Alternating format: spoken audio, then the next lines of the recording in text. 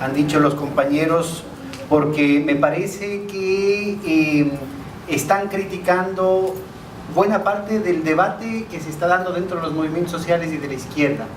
Todavía estamos capturados por esta visión de que el modelo canónico europeo es el único que vale, y un poco lo que tendríamos que irle haciendo es a la integración comercial y las etapas de la integración ulterior, meterle participación ciudadana, meterle un rostro humano, un rostro social, y en realidad yo creo que las cosas son al revés. La perspectiva de integración que seguimos haciendo, inclusive en los procesos más avanzados de Mercosur, y cuidado el sacrilegio, ALBA, son inviables mientras persista el corazón comercial en los términos de libre comercio. Son inviables porque, primero, lógicamente es imposible tener un objetivo de un mercado común, mercado libre al interior, con un arancel externo común, cuando cada uno de nuestros países tiene una serie de compromisos externos que han perforado ese arancel externo común. Primero, lógicamente es inviable eso, no hay a dónde ir. Segundo, si ese modelo, inclusive si fuera posible tener el mercado hacia el interno, el mercado libre interno con un arancel externo común, solamente es viable en condiciones de que exista una teoría, o de que sea viable una teoría del equilibrio general. Esa teoría del equilibrio general ha sido probada una y otra vez en términos lógicos inexistentes, sin ningún fundamento teórico. Tercero, inclusive si hubiese un fundamento teórico para que ese mercado libre funcione, para que haya un equilibrio general, las condiciones de la globalización han destruido cualquier posibilidad de reproducir un equilibrio general. ¿Por qué? Primero, porque el eje de la reproducción del capital en América Latina ya no está aquí adentro, sino que está en el mercado mundial, y cada vez de manera más amplia, a pesar de los importantes esfuerzos que se dan en países, sobre todo los países más grandes, ¿no es cierto?, por recuperar mercados internos. Y esta situación se da en una dinámica de crisis, de sobreproducción, en la que los mercados mundiales no están ya formando precios que reflejen las estructuras de costos. Es decir, hay una distorsión estructural de los mercados mundiales en las que ya no podemos seguir, entre comillas, confiando en los precios relativos. Para ponerlo en cristiano, ¿con qué tipo de cambio entre el dólar y el euro tenemos que pensar nuestras especializaciones? ¿Cuál es el precio de la energía con la que tenemos que hacer nuestras decisiones de largo plazo de inversión, de especialización, de ventajas comparativas? ¿Cuál es el tipo de cambio entre el real brasileño y el peso argentino con el que podemos hacer ese tipo de especializaciones? Entre el peso colombiano y el bolívar venezolano. O sea, hay un desmadre de todos esos indicadores sobre los cuales estamos basando buena parte de nuestras discusiones. Y por eso es que es fundamental el papel de los movimientos sociales, no a la cola del proceso de integración, sino proponiendo el proceso de integración. Y ahí viene una paradoja. El capitalismo latinoamericano no tiene futuro si no es en la integración del continente. Pero la integración del continente no es viable si no es con la participación activa, protagónica, a la vanguardia de los movimientos sociales en una perspectiva que trasciende la lógica del capital y sobre todo la lógica del capital neoliberal en crisis. Gracias.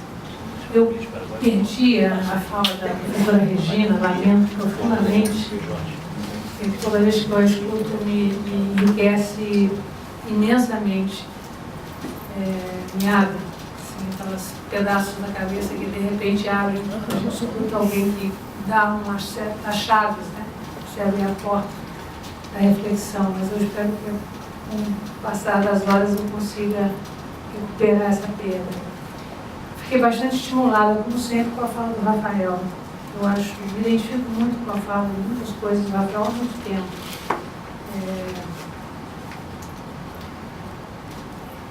Eu acho que quando o Rafael se refere à questão das dificuldades, eu estou muito menos preocupada na análise dos sintomas, do processo do capitalismo. Eu acho que isso nós temos cabeças, inteligências já fazendo isso com propriedade, com base teórica, analítica para a resolução do problema do capitalismo. Eu acho que a gente está tendo que pensar que agora é um enfrentamento, tendo um raciocínio meio pragmático em relação ao que a gente vivenciou nesses últimos tempos, em termos de crise na Europa, em termos de crise planetária e as possibilidades que a gente conseguiu frente a essa fragmentação que você se referiu. E a dificuldade de construção de consenso caracterizada em um dado momento na nossa história na linha Alca, né, porque ela não se repete. Quer dizer, quais são os entraves? Quer dizer, para mim, eu estou muito mais interessado do ponto de vista político, de pensar, de aprofundar e de enfrentar essa dificuldade de encontrar, de descascar as dificuldades que a gente tem em construção. Porque mesmo a Carta dos Povos, a Carta dos Povos que eu concordo, foi um avanço imenso a gente conseguir chegar naquele texto, mas foi de uma generalidade também. Voltamos à generalidade, quer dizer, a gente não consegue dar consequência e não consegue, primeiro, a visibilidade daquilo que são experiências concretas que se realizam, né? E a gente não consegue trazê-las e traduzi-las de uma forma, de uma linguagem que realmente possa disputar sentidos, né? E, de outro lado, essa vanguarda dos movimentos, ela se apresenta com muitas contradições ideológicas, contradições de pensamento. Às vezes ela pode ser vanguarda em um sentido, mas ela pode não ser vanguarda em muitos outros, em termos de gênero, em termos de discriminação de vários níveis. Então, não é homogêneo essa vanguarda. Ela não se coloca de uma forma homogênea. Aqui está a vanguarda, sigamos essa vanguarda. Ou seja, os elementos e contradições são muito fortes quando a gente se confronta. Por isso, eu acho que a cúpula foi um grande avanço porque ela enfrenta algum sentido disso, né?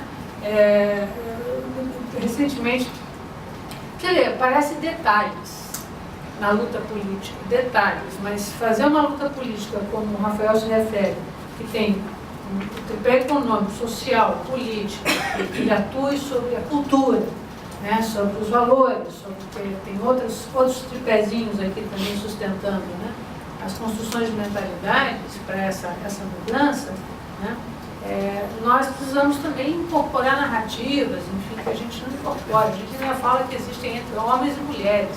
A gente não é capaz de reconhecer que isso é uma construção cultural e que existem outros gêneros que não são só homens e mulheres, por exemplo, entre nós. Que vanguarda é essa dos movimentos sociais que não reconhece isso? Eu só quero fazer isso aqui para não nos deixar tão à vontade nessa ideia de que existe uma vanguarda que está puxando.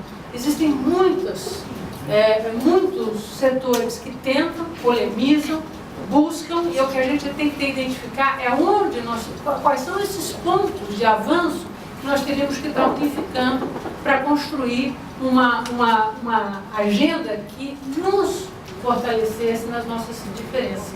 Eu acho que a cúpula dos povos, ela sugere isso, ela dá elementos para isso.